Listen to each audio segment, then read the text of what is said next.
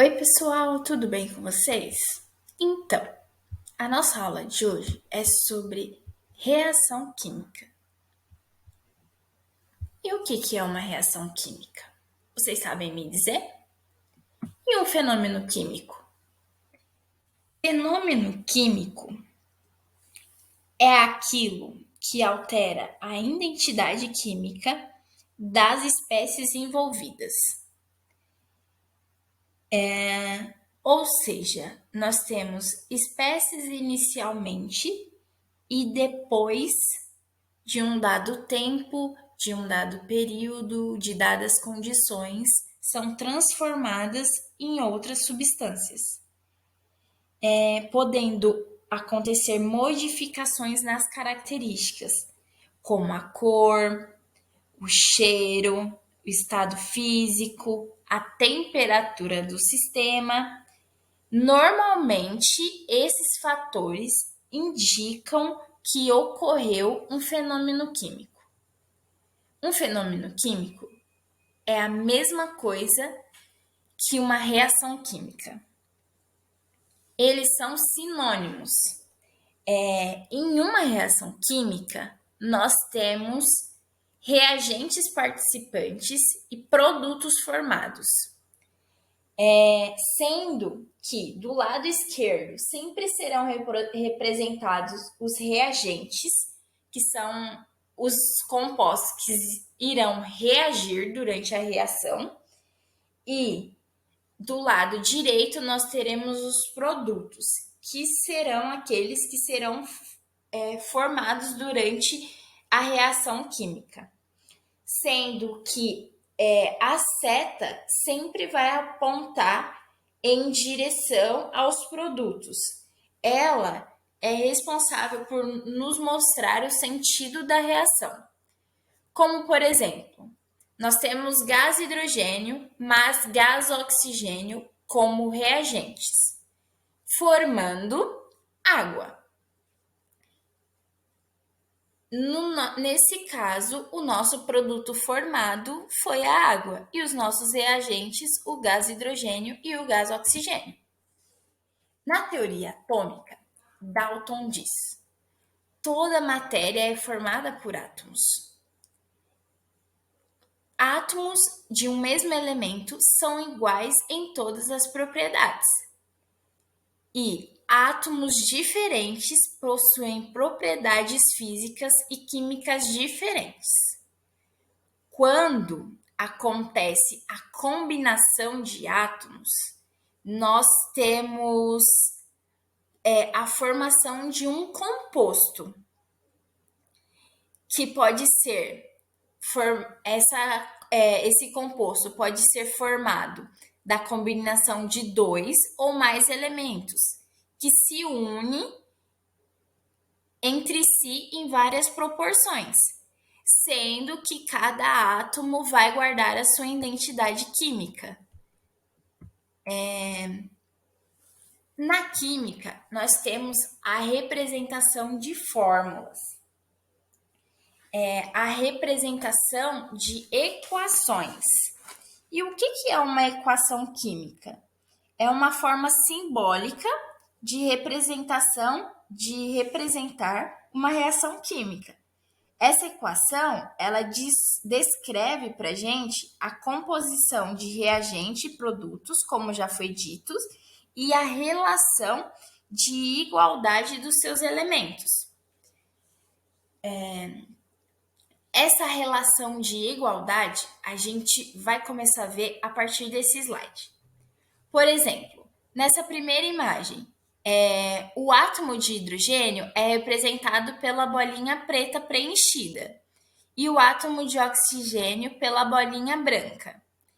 Quando esses dois átomos, quando são unidos esses dois átomos, o de hidrogênio e o de oxigênio, é formado uma molécula de água.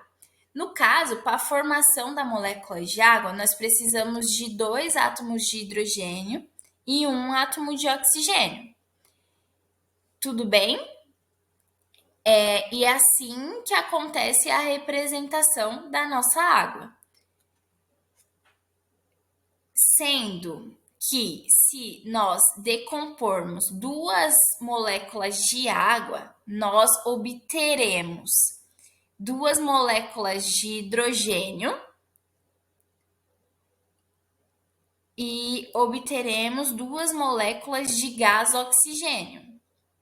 Tudo bem?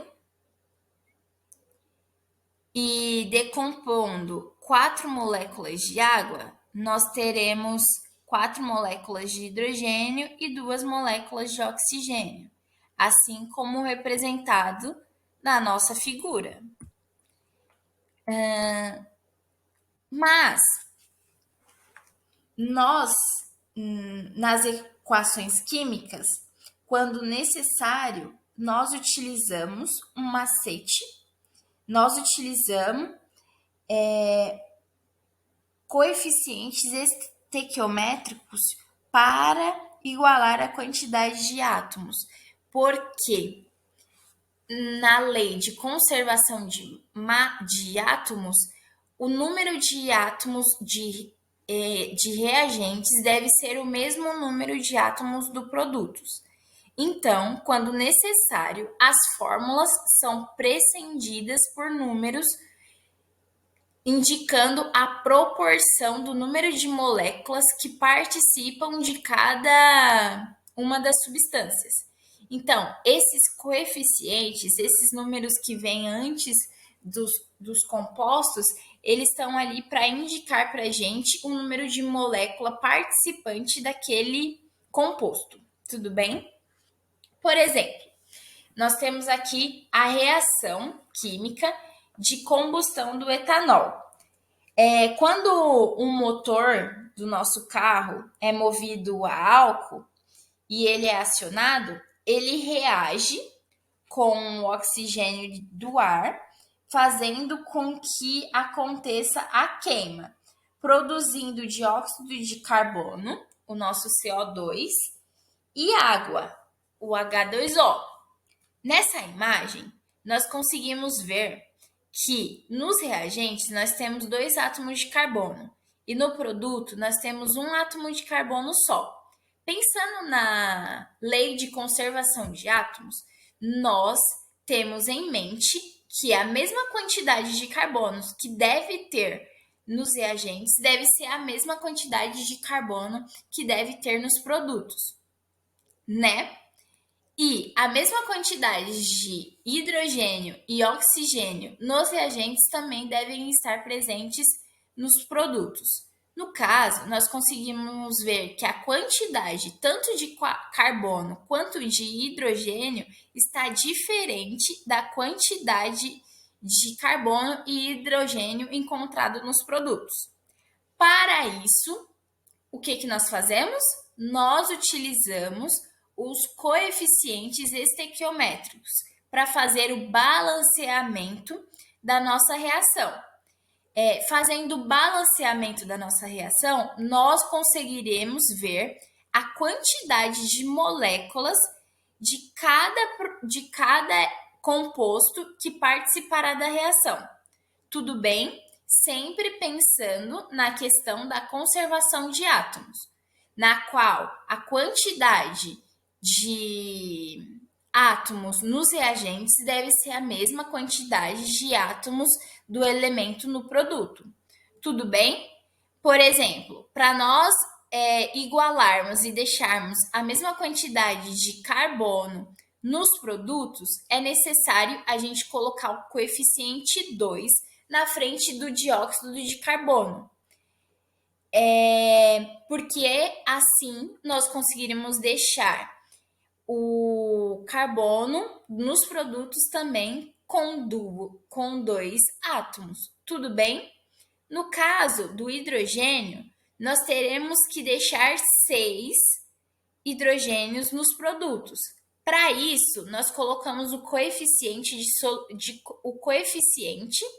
estequiométrico número 3, porque na multiplicação do 3 com o 2, que é a quantidade de hidrogênio que nós temos na molécula de água, nos resultará em 6 átomos de hidrogênio.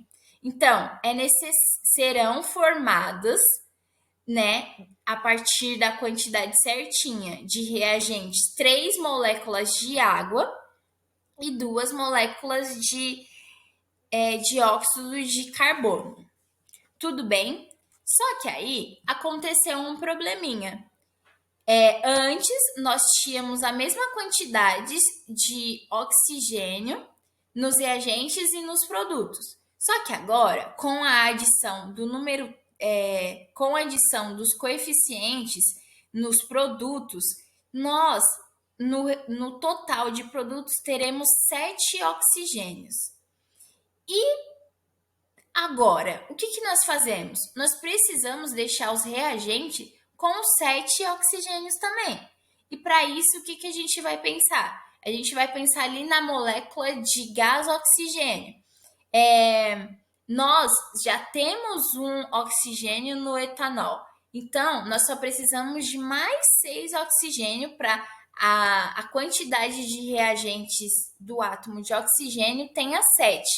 E para isso, a gente vai colocar o número 3 como coeficiente, porque fazendo a multiplicação de 3 vezes 2, nós teremos o resultado de 6 oxigênios.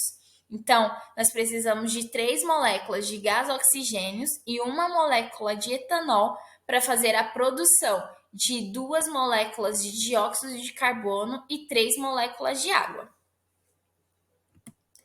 Para entender melhor tudo isso, nós vamos ver um simulador. Na casa de vocês, vocês conseguem também entrar nesse simulador e fazer ele na casa de vocês para vocês terem ideia de como que funciona esse processo de adição e balanceamento, né? Por exemplo, se nós colocarmos uma molécula de gás nitrogênio, nós precisaremos colocar quantas moléculas de gás hidrogênio para fazer a formação de, por exemplo, 2 moléculas de amônia, que nesse caso a nossa reação aqui está simulando a produção de amônia.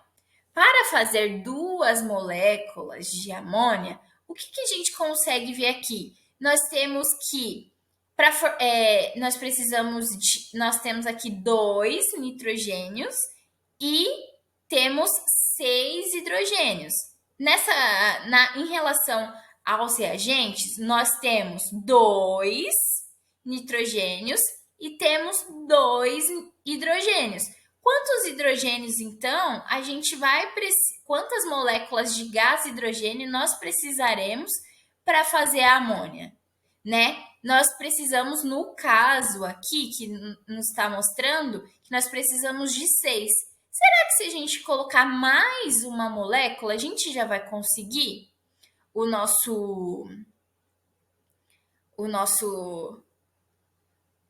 a nossa amônia? Acho que não, né? Porque 2 vezes 2, nós resultaremos em 4 hidrogênio. E nós precisamos de 6. Então, se nós fizermos a adição de mais um, aí, agora sim, se nós fizermos a adição de mais uma molécula de gás hidrogênio, nós conseguiremos fazer a síntese da amônia.